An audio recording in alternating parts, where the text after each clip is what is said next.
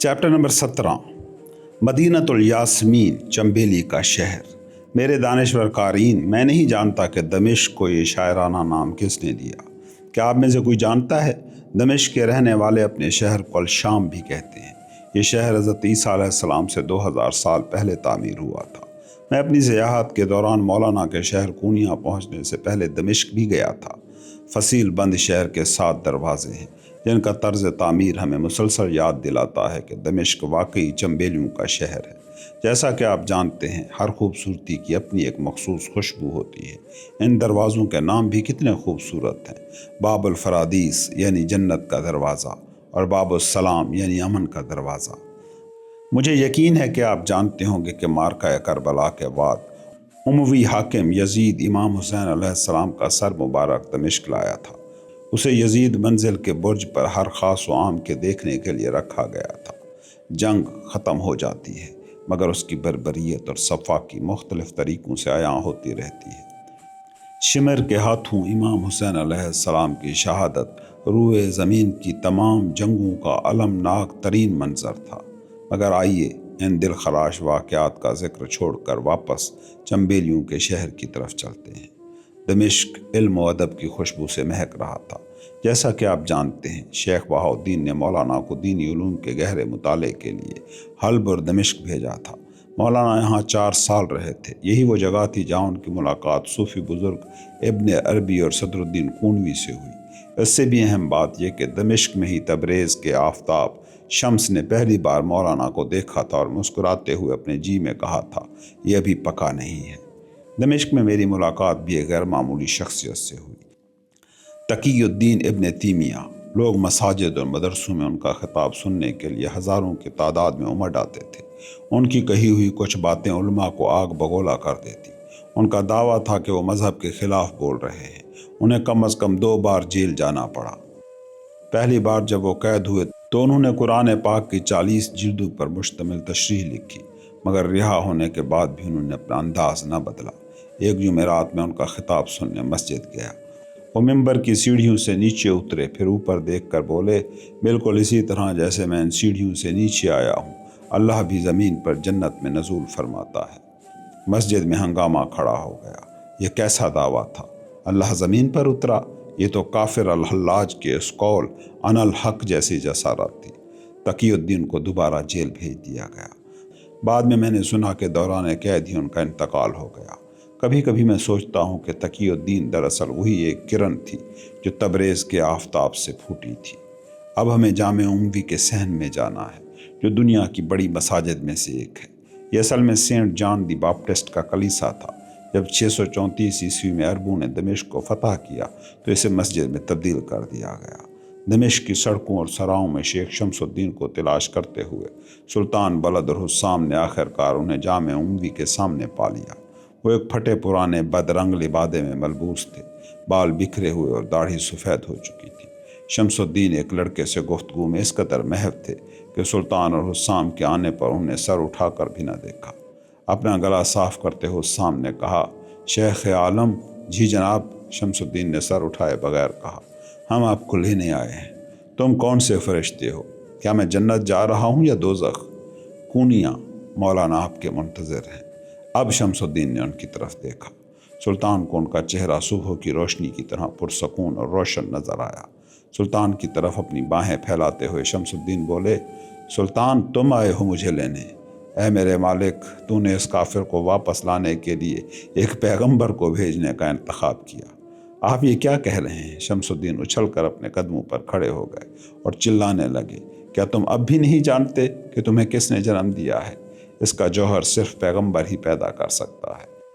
تو پھر علاء الدین کا کیا کام؟ حسام بے ساختہ بولا۔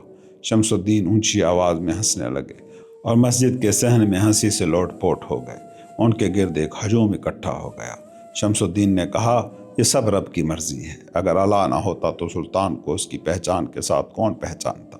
مگر حسام، علاء الدین کو نظر انداز نہ کرو، اندھیرا بھی ضروری ہے۔ یہ مت بھولو کہ اندھیرے میں بھی مولانا ہی کا بیج چھپا ہے۔ سلطان، اس دنیا کی تمام کہانیاں روشنی اور تاریکی دونوں میں گندھی ہوئی ہیں۔ تم ان میں سے کسی ایک کو بھی نظر انداز نہیں کر سکتے۔ جب شمس الدین دوبارہ بیٹھ گئے تو سلطان نے ان کے قدم چھو کر کہا، ہم آج کی رات یہیں گزاریں گے اور کل صبح سویرے روانہ ہوں گے، ہمارے ساتھ چلیں۔ ایک خانقاہ میں ہم سب کے قیام کا انتظام کیا گیا ہے۔ خانقاہ؟ کیوں؟ آپ کہاں ٹہلنا پسند کریں گے؟ کسی سرائے میں، سڑک پر؟ خانقاہ کیوں؟ کیا آپ کسی مدرسے میں رہنا پسند کریں گے؟ کیوں سلطان؟ تو سنو، میں تمہیں کچھ بتاتا ہوں۔ جب میں دمشق آیا تھا، میں سڑکوں پر یا مسجدوں کے صحن میں رہا کرتا تھا۔ میں نے کچھ چھوٹے موٹے کام کیے اور کچھ پیسے کمائے، جس پر میں ایک سرائے میں منتقل ہو گیا۔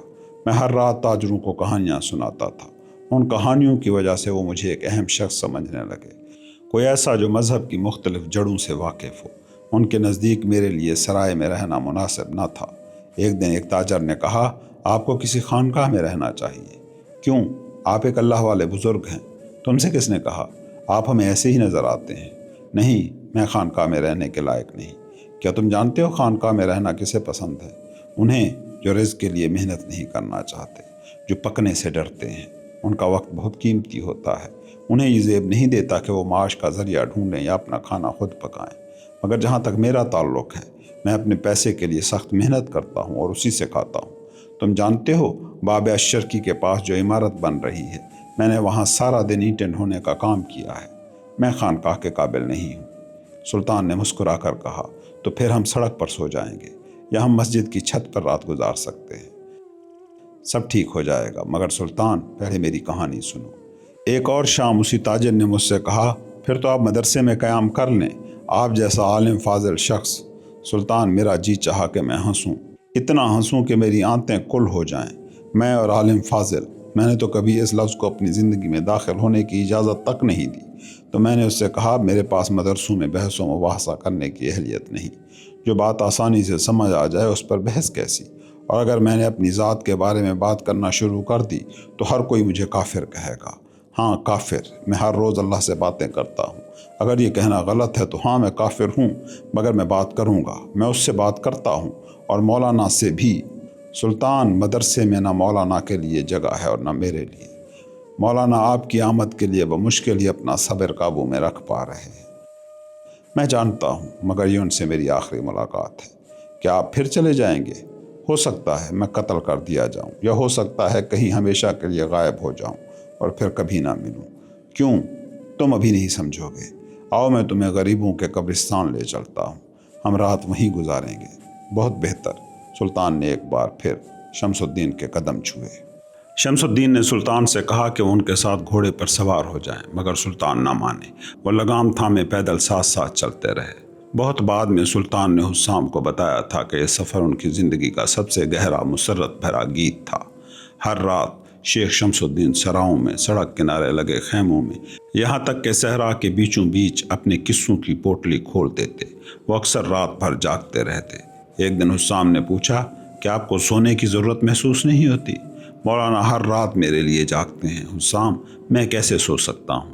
آپ بیمار ہو جائیں گے۔ شمس مسکرائے، کیا میری صحت مولانا کی تڑپ سے زیادہ اہم ہے؟ حسام، میں صرف اس لیے زندہ ہوں کہ وہ میرا انتظار کر رہا ہے، ورنہ میری زندگی کی کیا وقت تھی؟ میری تقدیر تو مجھے سڑک کے کسی کونے میں مرنے کے لیے لے جاتی۔ حسام، میں اس لڑکے کی طرح ہوں۔ کون سا لڑکا؟ سلطان نے پوچھا، اور تب شمس کی کہانی شروع ہوئی۔ حسام ان کے قصے ایک بیاز میں نوٹ کر لیا کرتے تھے۔ مجھے بتایا گیا ہے کہ شمس کے سنائے ہوئے تمام قصے دراصل ان کی اپنی زندگی کے واقعات تھے، جنہیں حسام اور دیگر لوگوں نے قلم بند کیا، مگر کونیا میں کوئی مجھے اس کتاب تک پہنچا نہ سکا۔ جب میں نے کونیا کے بازار میں ایک بوڑھے سے اس بارے میں پوچھا تو وہ ہنس کر بولا، دیوان شمس الدین کی کتاب، وہ تو ہواؤں میں لکھی گئی ہوگی۔ شمس نے اپنی کہانی سنائی۔ ایک بار اپنی جوانی میں قرآن اور حدیث پڑھایا کرتا تھا، نہیں کسی مدرسے میں نہیں، جیسا کہ تم جانتے ہو مجھے مدرسوں یا خانقاہوں پر کوئی یقین نہیں ہے۔ میرا چھوٹا سا مدرسہ کسی کے گھر کے سامنے یا سڑک کے کنارے ہوتا تھا۔ غریب گھرانوں کے بچے مجھ سے پڑھنے آتے تھے، ان کے پاس مدرسے کے لیے پیسے نہیں تھے۔ ان میں سے ایک لڑکا میری باتیں سن کر سحر زدہ ہو جاتا تھا، وہ میرا پہلو چھوڑنے کو تیار ہی نہ ہوتا۔ اس کے والدین نے اس کی بڑی منتیں کی، مگر وہ کم بخت میرا دامن چھوڑنے کو تیار نہ تھا۔ اس کے والدین دکھ سے رو دیے۔ میں نے پورا ایک دن خود کو کمرے میں بند کر لیا اور عہد کیا کہ اب اس سے نہیں ملوں گا۔ وہ دیر تک دروازہ کھٹکھٹاتا رہا اور پھر واپس چلا گیا۔ آپ اس سے بالکل نہیں ملے؟ نہیں، اسی رات اسے تیز بخار چڑھا۔ چند دن بے ہوشی میں رہنے کے بعد وہ سیدھا اپنی قبر میں جا سویا۔ کیا آپ اسے اس کی بیماری میں دیکھنے بھی نہیں گئے؟ یقیناً گیا۔ میں نے اسے کتنی ہی باتیں کہیں مگر وہ بخار کی بے ہوشی میں تھا۔ اس نے کچھ نہ سنا۔ پہلی بار مجھے احساس ہوا کہ محبت کیا ہوتی ہے۔ تھوڑی دیر رک کر شمس نے پوچھا، سلطان اتابک کیسا ہے؟ وہ ٹھیک ہے، ہر روز آپ کے بارے میں پوچھتا ہے۔ ایک رات حسام نے کہا، کیا میں آپ سے کچھ پوچھ سکتا ہوں؟ کہو، میں جانتا ہوں تم کیا پوچھنے والے ہو۔ آپ جانتے ہیں، تم جاننا چاہتے ہو کہ میں نے شادی کیوں نہیں کی، میرا اپنا گھر بار کیوں نہیں ہے نا؟ آپ کو کیسے پتا چلا میں یہی پوچھنے والا تھا؟ تم مجھ سے اتنی محبت کرتے ہو، میں بتا سکتا ہوں کہ تم میری زندگی کے کن حصوں کے بارے میں جاننا چاہتے ہو۔ دیکھو حسام، مجھ میں محبت کی صلاحیت نہیں، ورنہ وہ لڑکا 18 سال کی عمر میں بخار سے نہ مرتا۔ بچپن ہی سے میری زندگی ہولناک رہی ہے۔ تبریز میں مجھے خود کو ایک اجنبی محسوس ہوتا تھا، جہاں میرا اپنا کہلانے والا کوئی نہ تھا۔ میرے والد مجھے ایک ایسے اجنبی لگتے تھے جو کسی بھی وقت مجھ پر جھپٹ پڑیں گے اور مجھے پیٹیں گے۔ وہ مجھ سے محبت کرتے تھے، مگر میں یہی سوچتا تھا کہ وہ مجھے ماریں گے اور باہر نکال دیں گے۔ مجھ میں محبت کرنے کی اہلیت نہیں، اسی لیے میں بے سمت بھٹکتا رہتا تھا۔ حسام، کیا تم جانتے ہو میری فطرت کیسی ہے؟ جب میں خوش ہوتا ہوں تو زمین کا کوئی دکھ مجھ پر اثر انداز نہیں ہو سکتا۔ ایسا شخص محبت نہیں کر سکتا، مگر میں محبت کا طالب ضرور ہوں، اسی لیے میں مولانا کی طرف لوٹ رہا ہوں۔ وہ وہی لڑکا ہے جو 18 سال کی عمر میں مر گیا تھا۔ صرف مولانا ہی، پوری دنیا میں مولانا ہی وہ واحد شخص ہیں جو میرے منتظر ہیں۔ سلطان اپنی پوری زندگی دمشق سے کونیا تک کے سفر کی چھوٹی سے چھوٹی تفصیل بھی بھول نہ سکا۔ راستے میں شمس اکثر گھوڑے سے اتر پڑتے اور لوگوں سے گفتگو میں کھو جاتے۔ وہ کسانوں سے مزدوروں تک، جولاہوں سے معماروں تک اور چوروں اور ٹھگوں سے جواریوں تک سب سے دوستی کر لیتے، مگر جیسے ہی انہیں کوئی ملا یا عالم نظر آتا وہ بھاگ جاتے۔ اگر وہ خود ان سے بات کرنے آتے تو وہ چہرہ دوسری طرف پھیر لیتے۔ ایک دن سلطان نے ان سے پوچھا، آپ علماء سے اتنے ناراض کیوں رہتے ہیں؟ ناراض؟ میں کیوں ناراض ہونے لگا؟ میں تو یہ بھی نہیں جانتا کہ عالم دین ہوتا کیا ہے۔ کیا میں نے تمہیں کبھی بتایا کہ شیخ سنائی نے اپنی موت کے وقت کیا کہا تھا؟ نہیں، سنائی اپنی موت کے لمحے کچھ بڑبڑا رہے تھے جو سمجھ نہیں آ رہا تھا۔ ان کے شاگردوں نے کان ان کے منہ کے قریب کیا تھا کہ پتہ چل سکے کہ استاد کیا کہہ رہے ہیں۔ سنائی کہہ رہے تھے، میں نے اس سب سے بہت دور ہجرت کر لی ہے جو میں اب تک کہتا آیا ہوں۔ جو کچھ میں نے کہا وہ سب بے معنی تھا۔ ذرا سوچو سلطان، اگر شیخ سنائی روز جزا ایسی بات کہہ سکتے ہیں تو پھر کس کے پاس کوئی معنی خیز بات ہو سکتی ہے؟ سلطان، تعلیم کا کوئی مقصد نہیں، یہ تو کنویں کے مینڈک کی طرح ہے۔ تم کنویں کی دیواریں چاٹتے رہتے ہو مگر تمہارے پیٹ میں کچھ نہیں جاتا۔ صحرا کی ایک تاریک رات میں شیخ شمس الدین نے ایک اور کہانی شروع کی۔ جیسے جیسے وہ سناتے گئے، حسام نے دیکھا کہ صحرا کے آسمان پر ایک مخصوص ستارہ تیز سے تیز ہوتا جا رہا تھا، جس کی سرخی مائل روشنی لاکھوں سال پہلے سے چلی آ رہی تھی۔ شمس مسلسل خود کلامی کر رہے تھے، جیسے دعا مانگ رہے ہوں۔ میں نے دمشق میں ایک قدیم یہودی کے بارے میں سنا۔ ایک دن دنیا کے بزرگوں کے بارے میں ایک کتاب پڑھتے ہوئے اس میں حضرت محمد کا نام نظر آیا۔ غصے میں آ کر اس نے نبی اکرم کا نام مٹا دیا۔ دوسرے دن اسے وہ نام کتاب میں دوبارہ نظر آیا۔ اس نے اس پر روشنائی مل دی۔ تیسرے دن بھی اسے آپ کا نام پوری آب و تاب سے چمکتا ملا۔ رب رحیم ہے۔ سلطان آسمان کی طرف ہاتھ اٹھا کر پکارا، اللہ تم سب پر اپنی سلامتی برسائے۔ شمس اپنی کہانی کی طرف لوٹے۔ اس یہودی نے سوچا کہ زمین پر ضرور کوئی پیغمبر آیا ہوگا۔ کتاب میں لکھا تھا کہ وہ مدینہ میں ہے، چنانچہ وہ مدینے کی طرف چل دیا، مگر جب وہاں پہنچا تو کسی کو نہ جانتا تھا۔ اسے آوارہ گھومتے دیکھ کر ایک صحابی ان کے پاس آیا اور پوچھا، مدینے میں تم کس سے ملنے آئے ہو؟ مجھے پیغمبر کے پاس لے چلو۔ وہ شاگرد اس بوڑھے کو مسجد نبوی میں لے گیا۔ وہاں ہر کوئی غم سے نڈھال تھا، سر جھکائے ماتم کر رہا تھا۔ نبی کے جانشین ابو بکر بھی وہاں موجود تھے۔ بوڑھے یہودی نے غلطی سے انہیں ہی پیغمبر سمجھ لیا۔ ابو بکر کے پاس جا کر وہ بولے، حضرت، یہ بوڑھا آپ سے ملنے بڑی دور سے آیا ہے، میں آپ کی زیارت کر کے نہال ہو گیا۔ سب زار و قطار رونے لگے۔ بوڑھا پریشان ہو گیا، اسے سمجھ نہ آئی کہ وہ کیا کرے۔ اور پھر حسام نے بے تابی سے پوچھا۔ بوڑھے نے کہا، میں ایک یہودی ہوں، میں نے ایک طویل سفر کیا ہے اور میں ایک پردیسی ہوں۔ مزید یہ کہ میں اللہ کے دین کے اصولوں سے واقف نہیں۔ کیا مجھ سے کوئی غلطی ہو گئی ہے؟ آپ سب کیوں رو رہے ہیں؟ حضرت عمر نے کہا، تمہاری کوئی غلطی نہیں، پیغمبر ایک ہفتہ پہلے اس دنیا سے رخصت ہو چکے ہیں۔ جب تم نے ان کا نام لیا تو ہم اپنے آنسو نہ روک سکے۔ یہ سن کر وہ قدیم یہودی دیوانہ وار اپنے کپڑے پھاڑنے لگا۔ ابو بکر خود اس کے پاس گئے تاکہ اسے تسلی دے سکیں۔ خاموشی کے بعد شمس نے کہا، دیکھو سلطان، صحرا کا آسمان کیسے سرخ ہو گیا ہے، یہ ایک اشارہ ہے۔ کیسا اشارہ؟ سلطان نے تھر تھراتی آواز میں پوچھا۔ میں نہیں بتا سکتا، شمس نے بے بسی سے جواب دیا، شاید اسے سمجھنے میں وقت لگے، بہتر ہے میں کہانی جاری رکھوں۔ اس بوڑھے یہودی نے کہا، میں آپ سب سے ایک عنایت چاہتا ہوں۔ کہو، حضرت عمر نے کہا۔ میں پیغمبر کی زیارت نہ کر سکا، کیا آپ مجھے ان کا کوئی لباس، خرقہ دے سکتے ہیں؟ کم از کم میں ان کے لمس کو ہی محسوس کر لوں۔ ان کا خرقہ صرف ان کی بیٹی ہی آپ کو دے سکتی ہیں، حضرت علی نے کہا، مگر کسی کو ان کے پاس جانے کی اجازت نہیں۔ کیا ہم کوشش نہیں کر سکتے؟ بوڑھے یہودی نے حسرت سے پوچھا۔ میرے ساتھ آؤ۔ ٹہلتے ٹہلتے شمس اچانک سلطان کی طرف مڑے۔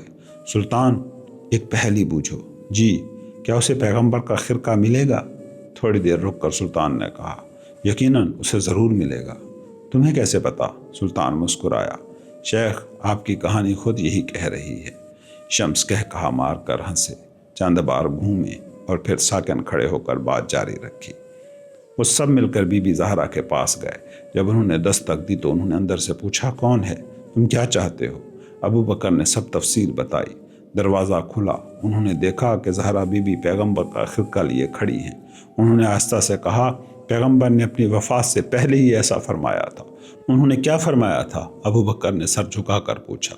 ایک شخص آئے گا جس نے طویل سفر کیا ہوگا، وہ مجھ سے محبت کرتا ہے، وہ ایک بہت نیک انسان ہے، اسے میری زیارت کا موقع نہیں مل پائے گا، مگر وہ اتنی دور سے آئے گا، اسے میرا یہ پیوند لگا لباس دے دینا، اسے کوئی نقصان نہ پہنچانا، اسے سلام کہنا، اس کا پرتپاک استقبال کرنا۔ یہ کہانی سناتے ہوئے شمس زمین پر ڈھیر ہو گئے، ان کے ضبط کیے ہوئے آنسو بہہ نکلے۔ آخرکار وہ پرسکون ہوئے اور بولے، اس بوڑھے یہودی نے وہ خرقہ پہنا، پیغمبر کی قبر پر گیا اور وہاں کھڑا رہا۔ تھوڑی دیر بعد موت نے اسے اپنی آغوش میں لے لیا۔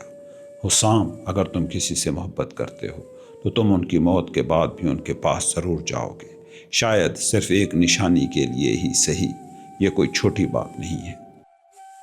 Chapter number 18۔ تبریز کا آفتاب واپس لوٹ رہا تھا۔ پورے گھر کو رگڑ رگڑ کر صاف کیا گیا، عرق کے گلاب چھڑکا گیا اور خوشبودار بخور سلگائے گئے۔ صدر دروازے پر سبز جھنڈا لہرانے لگا۔ گائک اور سازندے اپنی جگہ سنبھال چکے تھے۔ مولانا رومی اپنے شاگردوں اور مریدوں کے ساتھ باہر کھڑے منتظر تھے اور اطابق نے مولانا کا ہاتھ تھام رکھا تھا۔ میرے دانشور قارئین، اگر میں اپنی آنکھیں موند لوں تو میں ایسے انتظار کرتے ہوئے عاشق کو دیکھ سکتا ہوں۔ اس کے چہرے کی وہ چمک اور اضطراب، اس کی آنکھیں وصال کی تمنا سے روشن اور ہجر کی اذیت سے نمناک تھی، بالکل غروب آفتاب کے کسی جادوئی منظر جیسی۔ مولانا نے ایک بار کتنی خوبصورت بات کہی تھی، عشق کے گھر کی دیواریں، چھت اور در و دیوار غزلوں اور نغموں سے تعمیر کیے جاتے ہیں۔ عشق ایک تندور کی مانند تھا جس کے شعلوں میں بھنتا ہوا دل اپنی خوشبو بکھیرتا تھا۔ مولانا نے دیوان کبیر میں لکھا ہے، کسی نے پوچھا عاشق کا کیا حال ہے؟ میں نے جواب دیا، مجھ سے نہ پوچھو، اگر تم میری جگہ ہوتے تو جان لیتے، تم بھی پلک جھپکتے میں اسے پکار اٹھتے۔ میرے محترم قارئین، ہم نہیں جانتے کہ عشق کیا ہے، مگر عشق کے بغیر مولانا کی زندگی کی کلی کو چھوا تک نہیں جا سکتا۔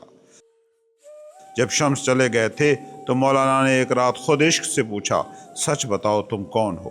پرندوں کے پروں کی پھڑپھڑاہٹ سنائی دی، لائبریری خوشبو سے مہک اٹھی۔ مولانا کو احساس ہوا کہ عشق خاموش قدموں سے چلا آیا ہے، جیسا کہ سینکڑوں سال بعد ایک شاعر لکھنے والا تھا۔ انہوں نے پھر پکارا، مجھ پر ظاہر ہو جاؤ، بتاؤ تم کون ہو؟ کہیں سے ایک بانسری نے دلدوز تان چھیڑی اور ایک آواز سنائی دی، میں ابدی اور لامتناہی زندگی ہوں، میں مسلسل زندگی کو جنم دیتا ہوں۔ تم زمان و مکان سے پرے ہو، پھر تم کہاں رہتے ہو؟ دل کی آگ میں اور آنسوؤں سے بھیگی آنکھوں میں آنسوؤں کے دریا کے کنارے شعلوں کے گھر میں رہتا ہوں۔ تم آگ کے باسی ہو، مگر میں رنجن ہوں، وہ رنگ ریز جو لوگوں کے چہروں پر زعفران مل دیتا ہے۔ میں بجلی کی طرح تیز رفتار پیغام بر ہوں اور عاشق میری سواری ہے۔ میں لالا کا گہرا سرخ رنگ ہوں، میں آہ و بکا کی شیرینی ہوں۔ کیا تم اور سننا چاہتے ہو؟ اور مجھے اور بتاؤ، میں ہر چھپے ہوئے بھید سے پردہ اٹھا دیتا ہوں۔ مجھ سے بھی پردہ اٹھا دے اے عشق، تم ابھی پوری طرح پکے نہیں ہو۔ اس کا آغاز کب ہوگا؟ इंतज़ार करो, इस आखिरी जुदाई का इंतज़ार करो। देखिए क़ारीन, मौलाना का एक शागिर्द दौड़ता हुआ उनकी तरफ आ रहा है और चिल्ला रहा है, मौलाना वो आ गए, मौलाना वो आ गए। मौलाना ने उसे करीब आते ही गले लगा लिया। वो अब कहाँ हैं? बाजार में। क्या तुमने शेख को देखा? जी मौलाना। गायकों की तरफ मुड़कर रूमी ने कहा, सनाई और अत्तार का कलाम छेड़ो। मौसीकारों से कहा, वही धुनें बजाओ जो शेख शमसुद्दीन को पसंद हैं। हाँ, वही धुनें जो चरवाहे बजाते हैं। मौसीकी जी उठी। बांसुरी और रुबाब के सुर एक दूसरे में घुल मिल गए। मौलाना सीने पर हाथ रख के सड़क की तरफ नजरें जमाए खड़े रहे। थोड़ी ही देर में कारवां पहुंच गया। घोड़े से उतरकर शम्स मौलाना के पास आए। दोनों ने देर तक एक दूसरे को देखा और फिर एक दूसरे को बाहों में भर लिया। एक ऐसा मौजज़ाती मुसाफा जिसने हकीकत को मिटा दिया। जज्बात से मगलूब मौलाना रूमी पुकार उठे, ए मेरे महबूब, मैं तुम्हारे ख्याल से कभी नहीं थका। मुझे अपनी शफकत से महरूम न करना। पानी का ये घड़ा और ये माशकी मेरे साथ ही थक हार चुके होंगे। मेरे अंदर एक प्यासी मछली तड़प रही है, जिसकी प्यास बुझाने को जितना पानी मिले कम है। मुझे समंदर का रास्ता दिखा। इन अधूरे पैमानों को तोड़ डाल, इन छोटे छोटे ज़र्फ़ों को पाश पाश कर। ये सब जादू है, ये सब अज़ियतनाक है। मेरी झोंपड़ी को इस लहर में बह जाने दे जो कल रात मेरे दिल की गहराइयों से उठी थी, बिल्कुल चांद की तरह। यूसुफ मेरे कुएं में उतरा है। अगर मेरी उम्मीदों की फसल सैलाब में बह भी जाए तो क्या फ़र्क पड़ता है। लोहे मज़ार पर शोले बुलंद हो रहे हैं। मुझे न इल्म चाहिए, न एजाज़, ना ही मुझे किसी के एहतराम की तलब है। मुझे सिर्फ मौसीकी चाहिए और ये जादू, और मेरे चेहरे पर तुम्हारे चेहरे की तपिश। दुख के मुसाफिर जमा हो रहे हैं, मगर मैं उनके साथ नहीं जाऊंगा। हर बार ऐसा ही होता है। जब मुझे कोई नज़्म ख़त्म करनी पड़ती है, एक गहरी खामोशी मुझे ढांप लेती है और मैं हैरत से सोचता हूँ कि मैं लफ्ज़ों के पीछे क्यों भाग रहा हूँ। मौलाना की आंखों में झांकते हुए शम्स ने कहा, मौलाना, मैं दमिश्क से देख सकता था कि तुम कितने तन्हा हो गए हो। मुझे इस दुनिया की किसी चीज़ से कोई लगाव नहीं सिवाय तुम्हारे। रब ही जानता है कि उसने मुझे कैसी मुश्किल में डाल दिया है। अब घर चलिए, कैरा ने आपके लिए ज़ियाफ़त तैयार की है। मौलाना ने मुस्कुरा कर कहा, वाकई मौलाना, मैंने एक अरसे से लजीज खाना नहीं खाया। दादा जान, आखिरकार अताबक ने शम्स का हाथ पकड़ लिया। तुम यहाँ क्या कर रहे हो? यह हमारे साथ ही रहता है, मौलाना ने बताया। अच्छा अच्छा, तुम्हारा नाम क्या है? अताबक। हाँ अताबक। इन दिनों मेरे जहन पर धुंध छाई रहती है मौलाना, मैं बहुत कुछ भूल गया हूँ। आप याद करना नहीं चाहते? नहीं, ये बात नहीं, वो हमें भुला देता है क्योंकि वो ऐसा कर सकता है, मगर फिर भूल जाना ज़िंदगी को जीने के काबिल बना देता है। मौलाना, एक गीला कपड़ा, काश एक गीला कपड़ा हमेशा हमारे पास रहे ताकि हम चीज़ों को मिटाते जाएं। उसी शाम समा शुरू हुआ। 15 महीनों के बाद शेख शमसुद्दीन से मौलाना रूमी का ये मिलाप यकीनन एक शाम मुकाबला थी। मेरे बाज़ौक़ क़ारीन, यहाँ मुझे आपको समा के बारे में कुछ बताना है। जिस तरह कायनात का हर सितारा और सियारा एक ही लड़ी में परोया हुआ है, इसी तरह समा और मौलाना की ज़िंदगी भी एक ही तार से बंधी हुई है। आइए अपने अंदर इस जिक्र को बेदार करें, अल्लाह अकबर, अल्लाह के सिवा कोई माबूद नहीं। अब हम समा की ख्वाबनाक दुनिया में दाखिल हो रहे हैं। ये मौलाना ही थे जिन्होंने कहा था, समा आशिक की रूह की ग़िज़ा है, इसमें अल्लाह से विसाल का ख्वाब छुपा है। समा क्या है? मौलाना ने खुद इसकी तशरीह की है। आइए उनके शागिर्द बनकर सुनते हैं। मौलाना ने एक नज़म में पूछा, क्या तुम जानते हो समा क्या है? और फिर खुद ही जवाब दिया, हाँ, इस आवाज़ को सुनना ही समा है। उसे सुनना, उसे याद करना, यही समा है। अपनी अना को तज दो, खुद को खुद से बाहर ले आओ ताकि उस तक पहुँच सको जहाँ तुम महबूब को देख सको, जहाँ तुम उसकी फितरत को पा सको। इलाही पर्दे के पीछे तुम अल्लाह की पुरअसरार गुफ्तगू सुन सकते हो। क्या तुम में कोई जानता है समा क्या है? ये उस गोश्त पोश के वजूद के साथ एक जंग है, यूं जैसे तुम किसी ऐसे ज़िबह किए हुए मुर्ग की तरह तड़प रहे हो जिसका गला काट दिया गया हो। समा तुम्हें खबर दे रहा है, यूसुफ आ रहा है। उसके पैरहन की खुशबू फिजा में है और याकूब शिफा की राह पर है। क्या तुम जानते हो कि समा क्या है? मूसा की तरह हम फ़िरौन के जादूगरों के करतब निगल रहे हैं।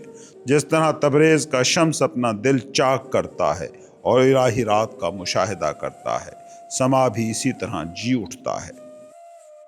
شمس سے وصال کے بعد مولانا کہیں بھی کسی بھی وقت رقص کی وجدانی کیفیت میں گم ہو جاتے۔ مولانا کی وفات کے بعد سلطان ولد نے مولوی سلسلے میں سما کو ایک باقاعدہ ڈھانچہ دیا۔ ان کی ہدایت پر ہی ظہر کی نماز کے بعد سما کے رقص کی روایت شروع ہوئی۔ وہ ایک رسمی سما تھا جسے میں نے کونیا میں دیکھا۔ وہ ایک کارکردگی، پرفارمنس تھی، نہ کہ وہ الہی دیوانگی۔ سما کرنے والے کو سخت تربیت اور محنت سے گزرنا پڑتا ہے۔ مولانا جیسی الہی دیوانگی شاید اب باقی نہ رہی ہو، مگر یہ کہ سما مادی دنیا کو کچھ دیر کے لیے نظروں سے اوجھل کر دیتا ہے۔ یہ کوئی چھوٹی خوشی نہیں۔ اس کا آغاز نعت شریف سے ہوتا ہے جس میں رسول پاک کی مدح کی جاتی ہے۔ پھر اونٹ کے کھال سے بنے طبل قدم کی آواز سنائی دیتی ہے جس کی تھاپ میں کائنات کی تخلیق کے وقت اللہ کا حکم چھپا ہے، کن۔ پھر بانسری یعنی نئے کا جادو چلتا ہے۔ کیا تم جانتے ہو اس کی آواز کیسی ہے؟ جیسے اللہ کا سانس۔ پھر رقص کرنے والے میدان میں پھیل جاتے ہیں، طبلے کی تھاپ اور بانسری کی گھر واپسی والی دھن پر گھومتے ہوئے۔ ان کے سروں پر اونٹ کے بالوں سے بنی سفید لمبی ٹوپی سکہ ہوتی ہے جو قبر کی علامت ہے، اس روح کی قبر کی۔ ان کا دودھ جیسا سفید چورا گھاگرا تنورا کہلاتا ہے جو مردوں کا کفن ہے، اور کالا لبادہ اس گوشت پوشت کی پہچان کی علامت ہے۔ اسی لیے سما شروع ہونے سے پہلے رقص کرنے والے اسے اتار پھینکتے ہیں۔ وہ اپنے ہاتھ سینے پر کراس کی شکل میں رکھ کر اپنے کندھوں کو چھوتے ہوئے آغاز کرتے ہیں، جو اس بات کا اظہار ہے کہ اللہ صرف ایک ہے۔ پھر بازو پھیلا کر دائیں سے بائیں گھومنے کا رقص شروع ہوتا ہے۔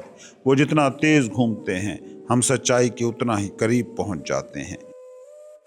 دایاں ہاتھ جنت کی طرف پھیلا ہوتا ہے اور بایاں ہاتھ زمین کی طرف۔ دایاں ہاتھ رب کی رحمتیں سمیٹتا ہے اور بایاں ہاتھ انہیں اس مردہ دنیا کے لوگوں تک پہنچاتا ہے۔ کیا تم میں سے کوئی جانتا ہے سما کیا ہے؟ مولانا کہتے، تم اللہ کے بندے ہو، یہ ہماری کم علمی کی انتہا ہے۔ تم اس کی عظمت کے سامنے گھٹنوں کے بل جھکے ہوئے ہو، پھر تم اس کی بندگی میں عشق الہی کے راستے کو طے کرتے ہو۔ آخر کار تم اس تخلیق کے مقصد تک پہنچ جاؤ گے۔ تم رب کے بندے ہو۔ جب سما ختم ہوتا ہے، جب ہر کوئی ہو کے ذکر میں مدہوش ہو جاتا ہے، تو ایسا لگتا ہے جیسے کائنات دوبارہ جنم لے رہی ہو۔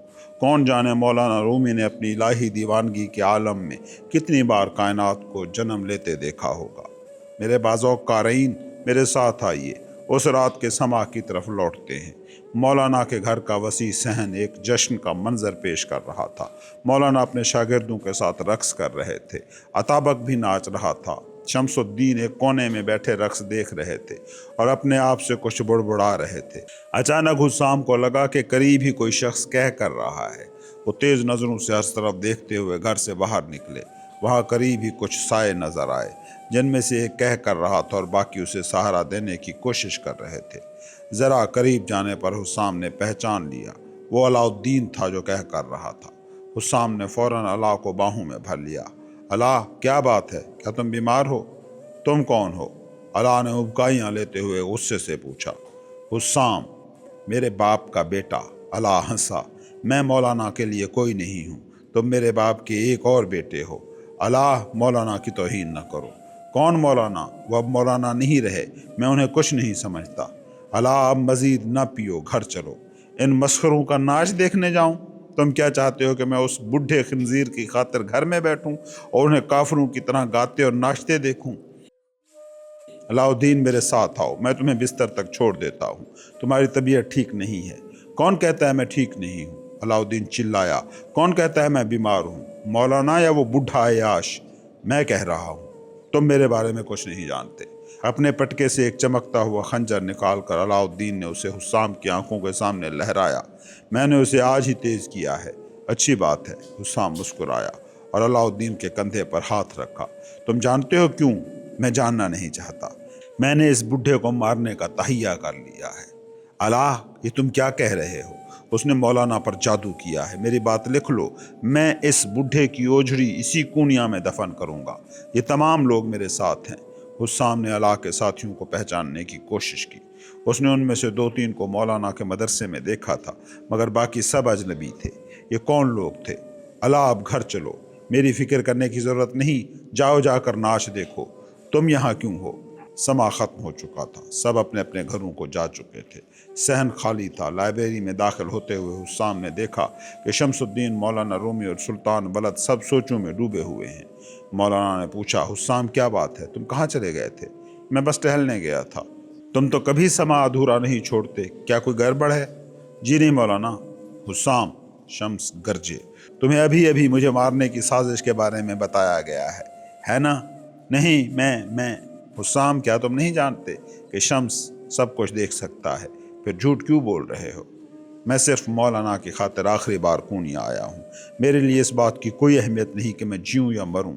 کھانا تقریباً پک چکا ہے، اب باورچی بچے یا نہ بچے اس سے کوئی فرق نہیں پڑتا۔ حسام، مولانا کی آواز کسی بند توڑتے دریا کی طرح گونجی۔ جی مولانا، میں کل صبح شیخ کے ساتھ صلاح الدین کے گھر جاؤں گا، ہم وہیں رہیں گے۔ کیوں؟ تم نہیں سمجھو گے، انتظامات مکمل کرو۔ جی بہت بہتر۔ شمس مسکرائے۔ مولانا، فرار کی کوئی راہ نہیں، اب آخری امتحان سامنے ہے۔ چیپٹر 19۔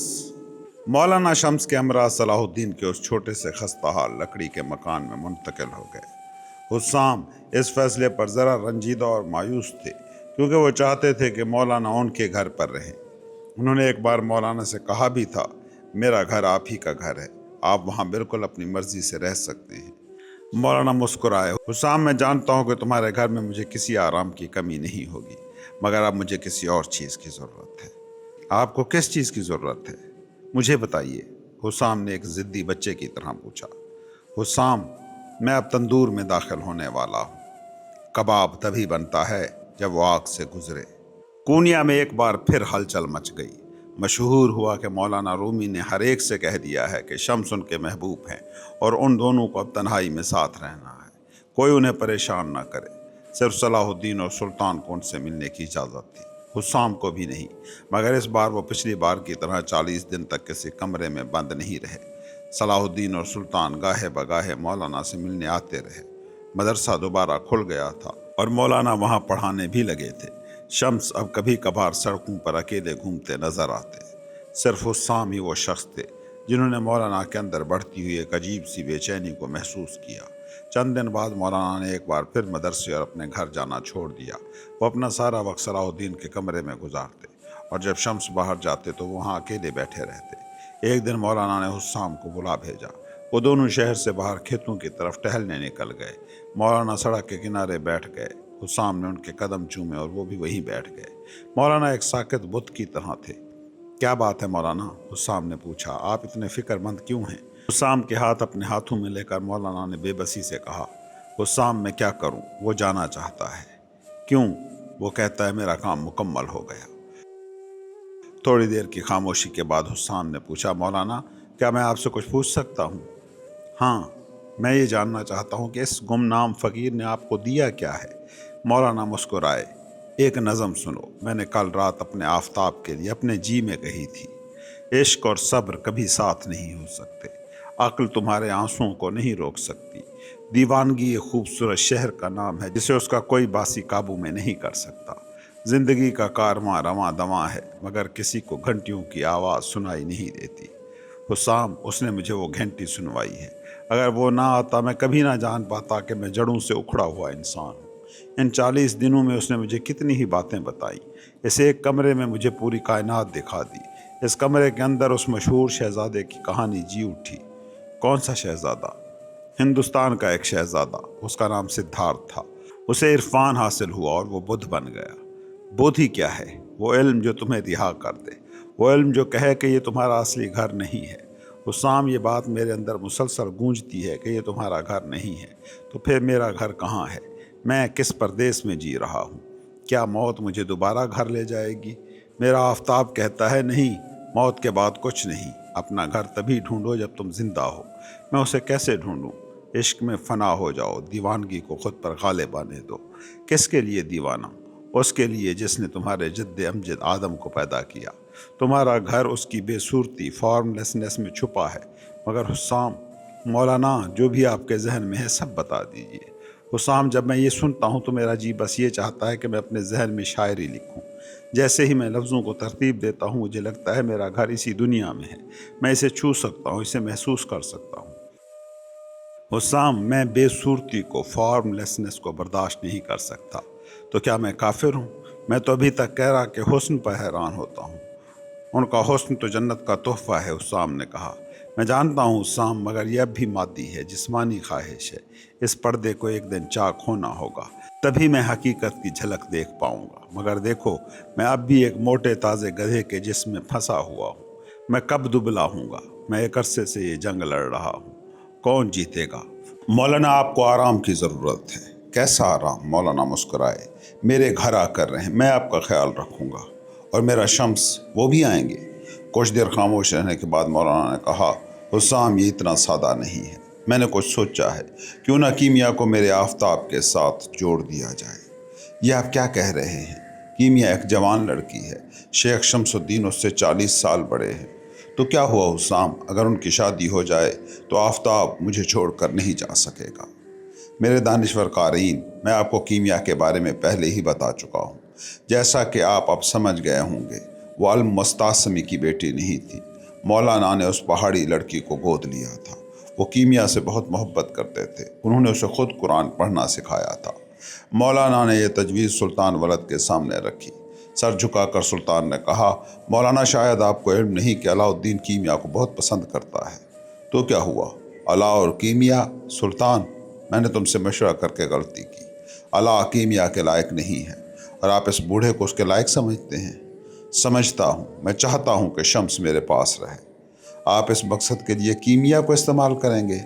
سلطان، کیا تم مجھ سے بحث کر رہے ہو؟ نہیں مولانا، میں نے کبھی آپ کی نافرمانی نہیں کی، مگر میں کہہ رہا ہوں کہ یہ فیصلہ غلط ہے۔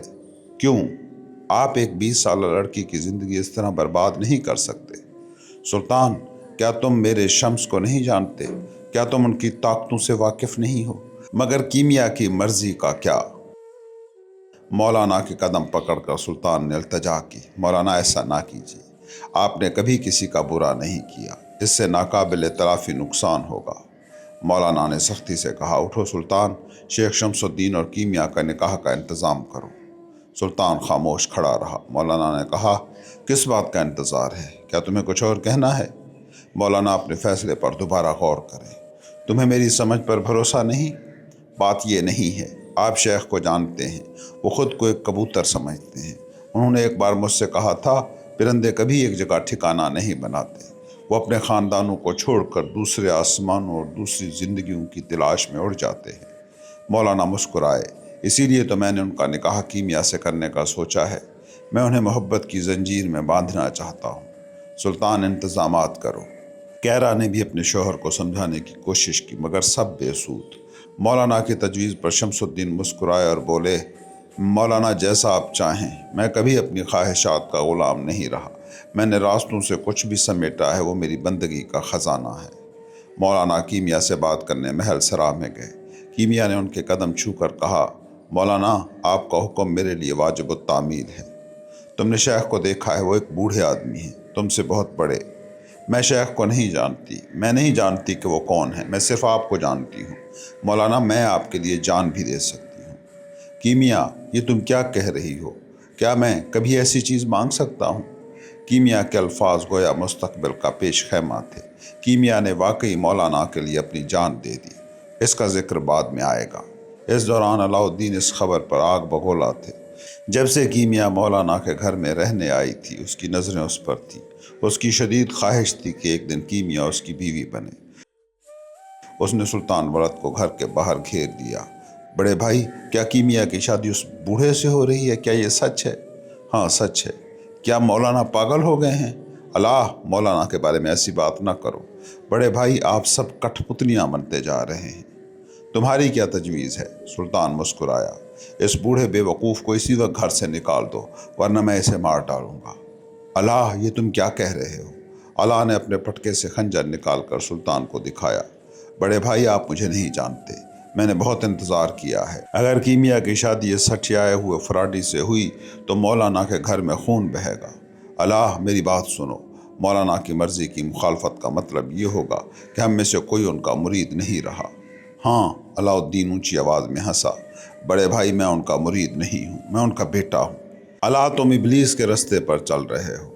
اللہ کچھ دیر خاموش رہا، پھر بولا ابلیس بھی تو اللہ کے فرشتوں میں سے ایک تھا۔ کیا اسے صرف اس لیے جنت سے نہیں نکالا گیا تھا کہ وہ مٹی کے بنے انسان کے سامنے جھکنا نہیں چاہتا تھا، مگر اس نے اللہ سے روز جزا تک زندہ رہنے اور لوگوں کو بہکانے کی طاقت بھی تو مانگ لی تھی۔ جیسا کہ آپ جانتے ہیں اس کی سزا روز جزا تک ملتوی کر دی گئی ہے، مگر کیا ہم میں سے کوئی جانتا ہے کہ قیامت کب آئے گی؟ میں سزا پانے کے لیے تیار ہوں۔ بڑے بھائی اگر مجھے کیمیا نہ ملی تو میں ہر سزا کے لیے تیار ہوں۔ کیمیا کا نکاح تبریز کے آفتاب سے ہو گیا۔ ایک مختصر ازدواجی زندگی، کیا اسے ازدواجی زندگی کہا بھی جا سکتا تھا؟ شمس اور مولانا اپنا زیادہ تر وقت ایک ساتھ گزارتے، جبکہ کیمیا زنان خانے میں رہتی۔ کیمیا اور شمس کی شادی خزاں کی آخر میں ہوئی تھی، اور اسی سال سردیوں کی ایک ٹھٹھرتی رات میں کیمیا لاپتہ ہو گئی۔ شمس ناراض تھے، ان کی بیوی ان کی اجازت کے بغیر شام کو باہر کیسے جا سکتی تھی؟ کافی تلاش کے بعد کیمیا خود ہی لنگڑاتی ہوئی گھر لوٹی۔ برفانی طوفان کے تھپیڑوں سے اس کا حال برا تھا۔ تم کہاں گئی تھی؟ شمس گرائے۔ مرام کے باغ میں۔ اکیلی؟ ہاں۔ کیوں؟ میں بس ٹہلنا چاہتی تھی۔ کیمیا بے ہوش ہو کر زمین پر گر پڑی۔ پونیا کے بہترین ڈاکٹر آئے، مگر کیمیا تیسرے دن وفات پا گئی۔ مولانا دیر تک اس کے چہرے کو تکتے رہے جس پر موت کا بوجھ تھا، پھر وہ بالکنی میں نکل آئے۔ سلطان ان کے پاس آیا اور کہا، کیا ہم تدفین کا انتظام کریں؟ ہاں۔ جب سلطان جانے لگا تو مولانا نے اسے واپس بلایا۔ سنو سلطان جی، میں نے تمہیں بہت سخت سزا دی ہے۔ آپ کا کیا مطلب ہے؟ تمہیں کیمیا کی شادی اور جنازے دونوں کا انتظام کرنا پڑا۔ مولانا سسکیاں بھرنے لگے۔ سلطان نے ان کے قدم پکڑ لیے۔ مولانا پرسکون ہو جائیں، میں سب انتظامات کر لوں گا۔ تم جانتے ہو کیمیا نے مجھ سے کیا کہا تھا؟ کیا؟ کہ میں آپ کے لیے اپنی جان دے سکتی ہوں۔ سلطان، میں نے کبھی سوچا بھی نہیں تھا کہ وہ اپنی جان کھو دے گی۔ پروردگار مجھے معاف کرے۔ سلطان دیر تک اپنے والد کے پاس خاموش کھڑا رہا، پھر بولا، میں آپ کو کچھ بتانا چاہتا ہوں۔ کہو۔ مولانا کیمیا اپنے دل میں سکون لے کر مری ہے۔ تمہارا کیا مطلب ہے؟ وہ مرام کے باغ میں اللہ سے ملنے گئی تھی۔ تمہیں کیسے پتا؟ مولانا نے سلطان کے کندھے میں اپنے ناخن گاڑ دیے۔ اللہ نے خود مجھے بتایا۔ کیمیا کم از کم ایک بار تنہائی میں اللہ سے ملنا چاہتی تھی، اور پھر اللہ نے اس رات مجھ سے بات کی اور یہ گھر چھوڑ دیا۔ وہ کہاں گیا ہے؟ وہ کہیں کسی سرائے میں ہے۔ مجھے بتایا گیا ہے کہ وہ سارا دن نشے میں رہتا ہے۔ سنا ہے کہ وہ کرائے کے قاتلوں کے ساتھ دیکھا گیا ہے۔ کیوں؟ وہ کیا کرنا چاہتا ہے؟ مولانا میں نہیں جانتا۔ مجھے یقین ہے کہ تم جانتے ہو، مجھے بتاؤ۔ میں واقعی نہیں جانتا۔ بہتر ہے میں جا کر تدفین کا انتظام کروں۔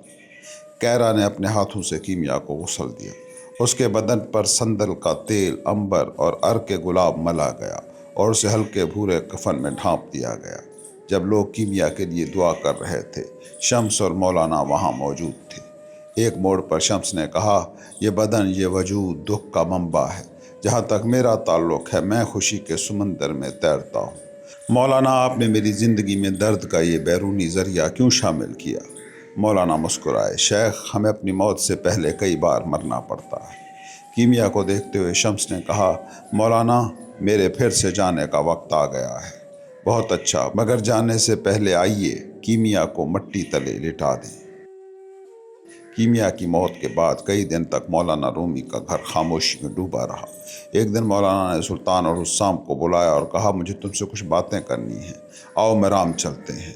اس موسم میں مرام؟ حسام نے پوچھا۔ مولانا مسکرائے، میں خود کو آزمانا چاہتا ہوں، میں واقعی کتنا برداشت کر سکتا ہوں۔ اس دوپہر برف باری ہوتی رہی۔ سلطان اور حسام مرام کے باغوں میں خاموش مولانا کے پیچھے پیچھے چلتے رہے۔ مولانا نے انہیں دبی آواز میں پکارا، سلطان، حسام جی، میں ایک مشہور مولانا ہوں نا۔ دور دور سے بے شمار طلبہ مجھ سے سیکھنے آئے۔ پھر تبریز کے آفتاب نے مجھے آسمان کی سیر کرائی، ستاروں اور سیاروں کی وہ دنیا کتنی خوفناک ہے، زندگی اور موت کا کتنا بے رحم کھیل ہے۔ میں اب اس آسمان میں مزید نہیں رہ سکتا۔ کیمیا کی موت نے مجھے پٹک کر اس مردوں کی دنیا میں واپس پہنچا دیا ہے۔ میں جانتا ہوں محبت کیا ہے۔ کیمیا نے اپنی موت سے مجھے سکھایا ہے کہ اگر تم کسی سے ایک دن کے لیے بھی محبت کر سکو تو اس سے بڑی کوئی چیز نہیں۔ اس نے میرے لیے اپنی جان قربان کی، اس نے اللہ کے لیے اپنی زندگی دے دی۔ مجھے ایک پرانا واقعہ یاد آ رہا ہے۔ بہت عرصہ پہلے کچھ قصابوں نے ایک بچیا کو پکڑا اور اسے ذبح خانے لے جا رہے تھے۔ اچانک بچیا رسی توڑا کر بھاگ نکلی۔ قصاب چیختے ہوئے اس کے پیچھے بھاگے اور بچیا اور تیز دوڑنے لگی۔ میں وہاں سے گزر رہا تھا، مجھے دیکھ کر وہ بچیا رک گئی۔ مجھے نہیں معلوم کیوں میں نے اس کے سر اور کندھوں کو سہلایا۔ وہ میرے پاس خود کو محفوظ محسوس کرنے لگی۔ تب تک قصاب بھی پہنچ گئے۔ میں نے بچیا کی زندگی کی بھیک مانگی۔ قصابوں نے اسے ذبح نہ کیا، مگر سلطان، میں کیمیا کو نہیں بچا سکا۔ مولانا، یہ سب رب کی مرضی ہے، اب گھر واپس چلیں، سلطان نے کہا۔ سلطان، میں کشمکش میں ہوں۔ کیسی کشمکش مولانا؟ میں کس سے بندھا ہوا ہوں؟ اس سے جو نظر نہیں آتا یا اس سے جو ہمیشہ میرے ساتھ ہے؟ آپ دونوں سے بندھے ہوئے ہیں۔ مولانا چیخے۔ سلطان، تم میری بہترین اولاد ہو، آج سے تم میرے استاد بن جاؤ۔ حضور، مجھے شرمندہ نہ کرے۔ سلطان کو اپنے سینے سے لگا کر مولانا سسکیاں بھرنے لگے۔ سلطان، تم میرا دل ہو میرے بیٹے۔ Chapter number 20۔ کونیا کی ایک سخت سرد رات، جب ہر شے برف کی سفید چادر تلے دبی تھی، لائبریری میں مولانا رومی، شیخ شمس الدین، سلطان ولد حسام اور تھیریانوس خاموش بیٹھے تھے، جیسے کسی انہونی خبر کے منتظر ہوں۔ اسی گہری خاموشی میں شمس نے فرید الدین عطار کی 3 تتلیوں کی تمثیل چھیڑی۔ انہوں نے بتایا کہ پہلی تتلی شمع کے قریب گئی اور تپش محسوس کر کے لوٹ آئی، وہ بھی خام تھی۔ دوسری نے لو کو چھوا اور اپنے پر جلوا بیٹھی، مگر وہ بھی آگ کی حقیقت نہ جان سکی۔ تیسری تتلی وہ تھی جو شمع کے شعلوں میں کود گئی، کیونکہ جل کر فنا ہونے والی تتلی ہی آگ کی ماہیت سے واقف ہو سکتی ہے۔ شمس کے چہرے کا رنگ اڑ رہا تھا اور باہر سے قدموں کی چاپ سنائی دے رہی تھی۔ جب قاتلوں نے انہیں باہر پکارا تو مولانا خاموش رہے اور سلطان کو بھی مداخلت سے روک دیا۔ شمس قربانی کی گائے کی طرح بے بس نظر آ رہے تھے، مگر مولانا نے آنکھیں بند کر کے سورہ اخلاص کی تلاوت شروع کر دی۔ شمس کمرے سے باہر نکلے، ایک چیخ سنائی دی اور برف پر خون کے دھبے رہ گئے۔ شمس ہمیشہ کے لیے غائب ہو گئے۔ شمس کے اس آخری سفر کے بارے میں کونیا میں کئی کہانیاں مشہور ہیں۔ کچھ کا کہنا ہے کہ علاؤالدین نے انہیں قتل کروا کر کنویں میں پھینکوا دیا، جس پر مولانا نے اس سے تمام تعلقات توڑ لیے۔ درویشوں کا ماننا ہے کہ وہ رات شمس کے وصال اور اللہ سے ملاپ کی رات تھی۔ اس واقعے کے 40 دن بعد مولانا کا حلیہ بدل گیا۔ انہوں نے سفید دستار کی جگہ سرمئی امامہ اور سیاہ و سفید دھاری دار لبادہ پہن لیا، جو ہجر کی علامت تھا۔ حسام نے جب دوبارہ شمس کو ڈھونڈنے کی بات کی تو مولانا نے مسکرا کر کہا کہ انہوں نے ہی شمس کو اس رات جانے دیا تھا۔ مولانا نے وضاحت کی کہ یہ جدائی انہیں پکانے کے لیے ضروری تھی۔ اب وہ خود کو شمس سے جدا نہیں محسوس کرتے تھے۔ اس رات سما کی محفل سجی اور مولانا نے اپنی موت کے بعد غم نہ منانے اور اسے خالق سے وصال کی رات سمجھنے کے حوالے سے ایک پرسوز نظم لکھوائی۔ انہوں نے شمس کی گمشدگی کو ایک ایسی پرواز قرار دیا جس میں پرندہ پنجرا توڑ کر اپنے اصل گلستان کی طرف اڑ گیا ہو۔ کچھ دن بعد مولانا نے اپنی تمام ذمہ داریاں صلاح الدین زرکوب کو سپرد کرنے کا فیصلہ کیا، جنہیں وہ اپنی زندگی کا چاند کہتے تھے۔ حسام نے جب ان سے ان کی کسی اہم کام کے بارے میں پوچھا تو مولانا نے اسے ایک بیکار سی شے قرار دیا اور حسام سے قلم کاغذ سنبھالنے کو کہا۔ یہی سے مثنوی کے شہرۂ آفاق اشعار کا آغاز ہوا، جن میں بانسری نئے کی اپنے اصل نیستاں سے بچھڑنے کا نوحہ بیان کیا گیا ہے۔ بانسری کا یہ نغمہ دراصل اس انسانی روح کا گریہ ہے جو اپنے اصل گھر سے دور اس دنیا میں جلا وطن ہے۔ مولانا نے سکھایا کہ جب تک انسان لالچ کی زنجیریں نہیں توڑتا اور اپنے دل کے آئینے کو صاف نہیں کرتا، وہ حق کی روشنی نہیں دیکھ سکتا۔ مثنوی کے 6 دفتر 25,668 اشعار پر مشتمل یہ عظیم شاہکار اسی طرح مکمل ہوا، جہاں مولانا وجد کی حالت میں اشعار پڑھتے اور حسام انہیں قلم بند کرتے۔ میرے بازوق قارئین، ہماری یہ کتاب یہاں تمام ہوتی ہے، مولانا کے ان الفاظ کے ساتھ کہ گھر ہی وہ جگہ ہے جہاں ہمارا اصل اثاثہ چھپا ہے، اور یہ کتاب تھکے ہوئے مسافروں کے لیے نیند کی طرح پرسکون ثابت ہوگی۔ اللہ آپ سب پر اپنی رحمتیں نازل فرمائے، آمین۔